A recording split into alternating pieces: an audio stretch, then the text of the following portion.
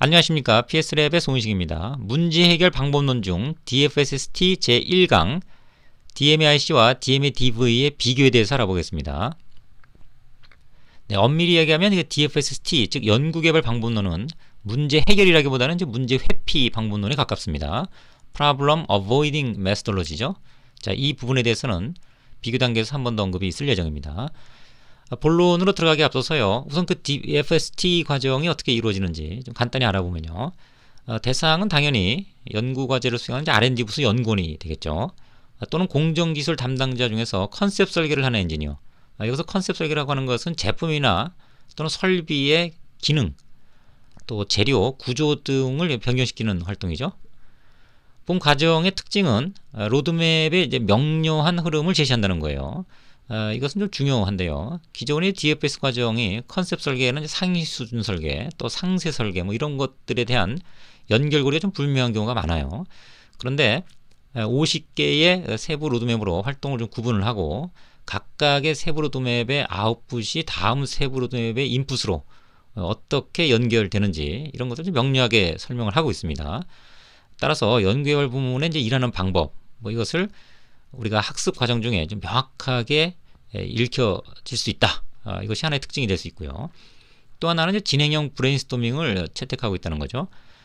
진행형 브레인스토밍은 우리가 동일한 주제를 가지고 실습을 진행하죠. 여러 팀들 중에서 가장 좋은 안, 베스트 안이 우리가 접하게 되고요. 그 같은 베스트 안을 수거를 해서 다시 다음 단계의 학습 과정 중에 전체 그룹들이 동시에 그 베스트안을 가지고 또 진행을 하는 거죠. 이와 같이 가면 전반적으로 상향 평준화된 하나의 완성된 이미지를 우리가 얻게 됩니다. 컨셉을 얻게 되겠죠. 그리고 그 과정에 대한 내용들을 팀원들이 다 학습을 하게 되니까 학습적 효과는 높은 뿐더러 또 내용에 대한 이해도를 증대시키는 뭐 그런 기회를 가질 수가 있습니다. 자, 이와 같은 운영은 물론 강사의 어떤 전문성이나 노련한 운영 능력 뭐 이런 것들이 이제 필요하게 되겠습니다. 교재에는 DFSST 표현을 쓰고요. 관련된 템플릿은 홈페이지의 어떤 게시판하고요. 네이버 카페 공지사항을 참고하시기 바랍니다. 오프라인에서의 교육은 전체 2주입니다. 그런데 이제 기법을 제외한다면 방법론에 대해서만 5일 과정으로 진행을 하고 있습니다. 참고하시기 바랍니다.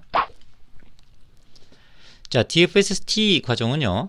DMAC과 마찬가지로 5개의 페이지로 구성되어 있습니다. 그런데 DMA, DV 이렇게 되어 있죠. 뭐 기업에 따라서는 DIDOV 로드맵을 페이지로 이제 채용하는 기업들도 있습니다.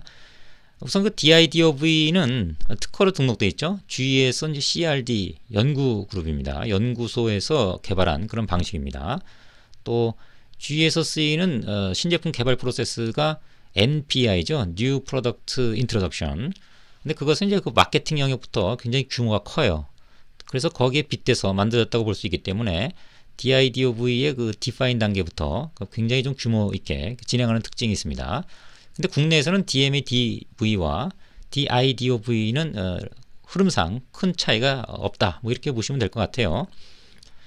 DMADV는 G에서는 CQ, Commercial Quality라고 하는 우리로 치면 간접 부문, 서비스, 그 프로세스 개발하는 이런 방식의 로드맵으로 사용을 했었고요.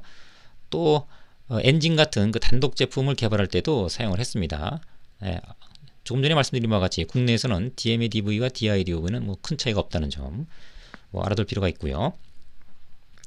또 이 중에 이제 15개의 스텝으로 나눠져 있고요. 기존에 활동된 모든 것들, 모든 연구 어떤 그 세부 활동들을 전부 모아서 정리해 보면 지금 보시는 바와 같이 전체 50개의 세부 로드맵으로 정리될 수가 있어요. 그래서 이건 더 추가될 필요는 없고요. 또 뺄 필요도 없습니다. 50개면 정확하게 모든 연구 개발 활동들을 다 포괄할 수 있다. 이렇게 좀 정확하게 명심을 하고 과정에 이제 임하시면 그래서 하나하나의 활동에서 요구하는 어떤 목표 또 주요 활동 내용 뭐 이런 것들을 제대로 한 번만 학습을 하게 되면 방법론 교육은 끝난다. 뭐 이렇게 보시면 되겠습니다. 특징을 좀 살펴보면요. 우선 연구개발 과정이라는 건 제품의 구조나 기능, 뭐 재료, 뭐 이런 것들이 뭔가 바뀌는 거죠. 그 바뀌는 것이 바로 이 컨셉입니다. 그래서 이 애널라이즈 단계의 컨셉 개발이라고 하는 이 영역이 핵심이 되겠어요. 심장이 되겠습니다. 따라서 앞에 부분은 그것을 왜 만드는지 이런 단서, 이유, 뭐 이런 배경을 제공하는 그런 인풋 역할을 하고요. 또 컨셉이 만들어지면 이후 이제 최적화 단계, 울퉁불퉁 할 테니까 그래서 X를 뽑아서 최적화를 하는 이런 활동으로 연결되겠습니다. 베리파이라고 하는 건 이제 실무적으로 규격에 일치하는지 뭐 이런 그 검증을 하는 그런 과정에 해당이 되겠습니다. 그럼 모든 과제에 대해서 이렇게 50개의 세부 로드맵을 전부 다 마스터하고 또 적용을 해야 되는가? 뭐 그런 건 아닙니다. 우리가 방법론을 학습하는 목적은 예지력을 키우는 거죠. 그래서 과제 선정 배경 기술 그리고 앞으로 어떻게 연구의 방향을 가질 것인가를 우리가 결정을 하면 그것은 과제 성격별로 어느 세부 로드맵을 밟고 깊이 있게 고민을 해야 된다.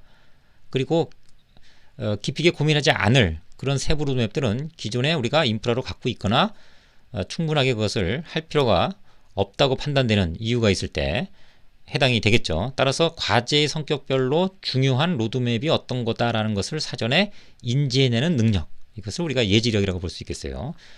일을 하지 않았는데 미리 어떤 활동을 우리가 이 과제에 대해서 해야 된다라는 걸 알게 되면 뭐 시작이 반이라고 거의 그 50% 이상은 진행한 것으로 볼 수가 있겠습니다.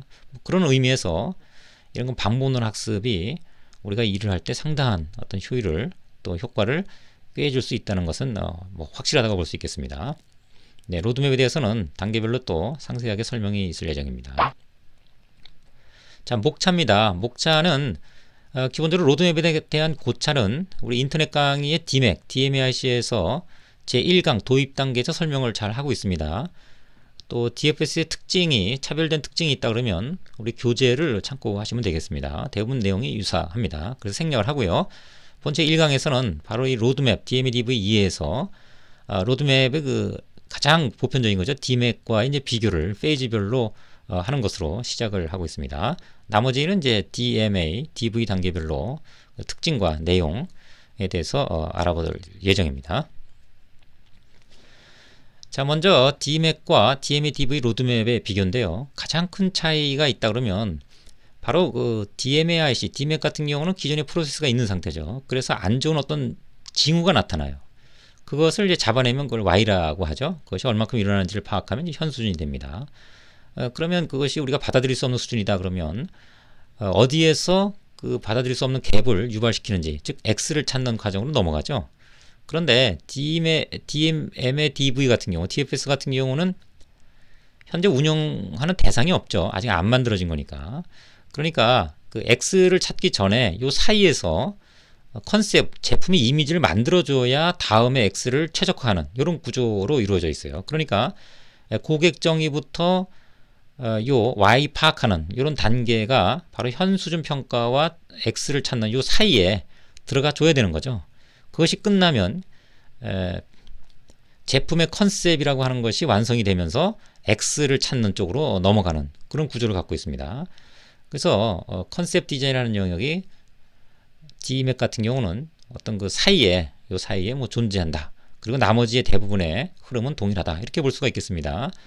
그래서 그 함수 관계로 보면은 DMAC이라고 하는 것이 DFSS 로드맵을 좀 포괄하고 있다. 그러니까 가장 상위 개념의 문제 해결 방법론은 DMAC이다. 이렇게 볼 수 있겠고요. 나머지는 다 그에 준한 아류다. 뭐 이렇게 해석을 하는 것이 실질적으로 맞다고 볼 수 있겠습니다.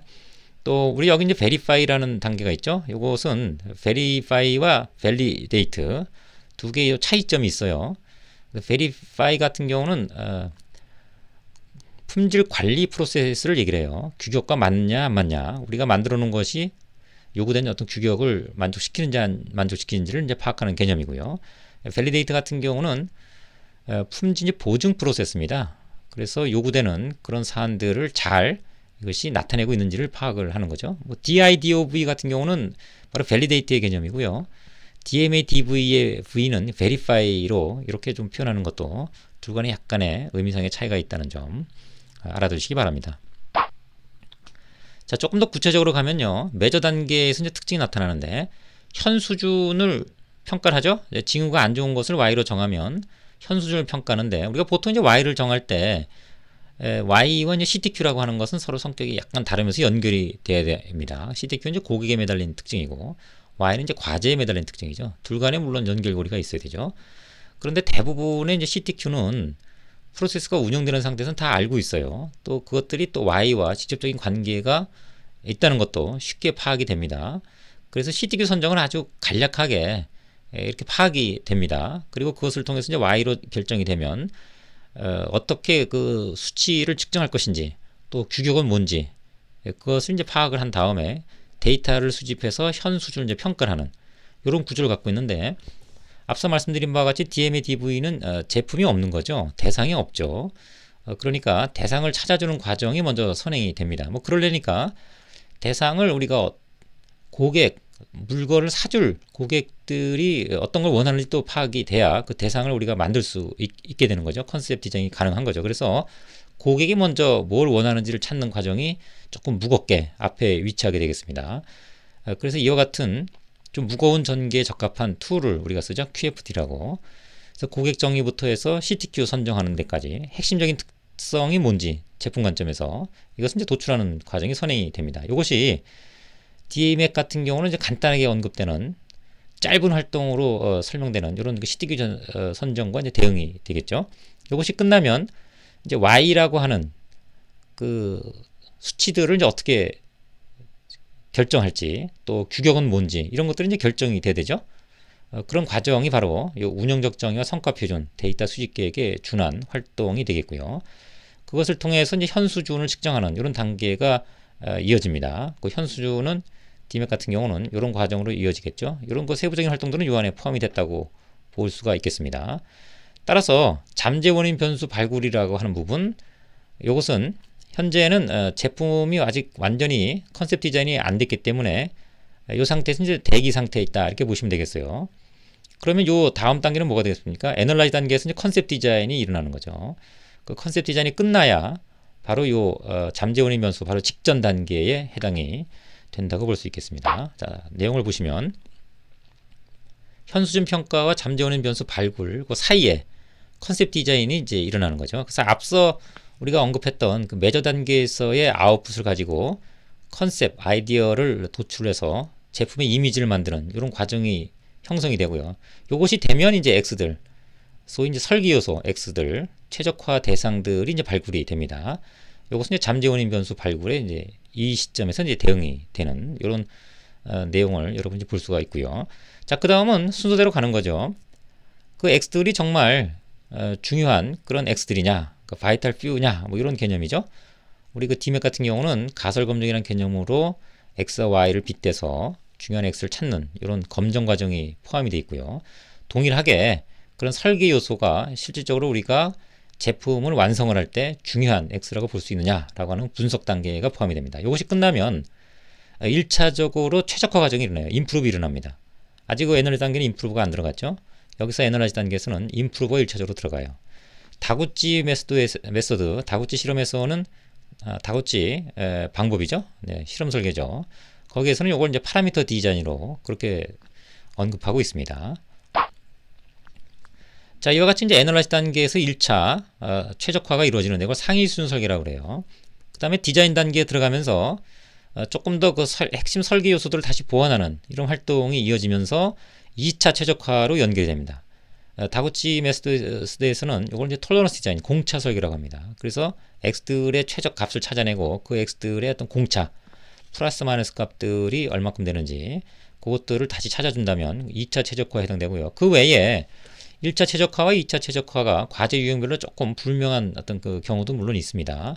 이것은 전체적으로 하나의 DMAC에서의 임프루브에 대응되는 그런 활동으로 볼 수가 있겠고요. 그래서 보시는 바와 같이 1차적인 어떤 그 임프루브가 진행이 되고 최적화가 연결되는 이런 구조, 그리고 그것이 실질적으로 맞는지를 확인하는 결과 검증, 이렇게 해서 마무리가 되는데 DMA DV에서는 앞에 1차 최적화에 이어서요 2차 최적화, 뭐 공차 설계라든가 또는 좀 미진한 이런 부분들에 대한 최적화가 상세 설계라는 활동으로 연결이 되고 전반적으로 설계를 또 검증하는 결과 검증과 빗댄 대응되는 그런 활동으로 연결되고 있습니다. 자, 끝으로는 이제 베리파이입니다. 베리파이는 동일한 어떤 대응 관계를 물론 갖고 있어요. 근데 차이점은 우리는 앞서 컨셉 설계를 했기 때문에 그것이 규격을 이제 만족시켜 주는지 그런 차원에서 이제 검증 활동이 일어나고요. 또 DMAP 같은 경우는 프로세스가 가동 중인 상태, 운영 중인 상태에서의 이제 최적화를 이룬 것이기 때문에 실제 프로세스에서도 그것이 맞느냐. 그래서 프로세스 내에서 양산 어떤 프로세스 내에서 최적화된 그런 것들이 예상되는 어떤 효과를 보여주는지를 관측하게 되는 거죠. 여기서는 이제 규격이 만족이 되느냐를 이제 확인하는 이런 단계의 차이점이 있다고 볼 수가 있겠습니다. 자, 이와 같이 큰 의미에서는 이제 DMAIC의 하나의 부분 집합으로 볼 수가 있고요. 또 둘 간의 어떤 차이점, 규모 있는 큰 차이점이 있다 이렇게 뭐 언급할 수 있는 부분은 컨셉 디자인이라고 하는 것이 X를 발굴하기 전에 들어간다. 이렇게 뭐 요약할 수가 있겠습니다. 자, 여기까지 DMAIC와 DMA-DV에 대해서 비교의 설명을 이제 마치도록 하고요. 다음 단계부터는 define 좀 본론으로 들어가도록 하겠습니다. 네, 수고하셨습니다.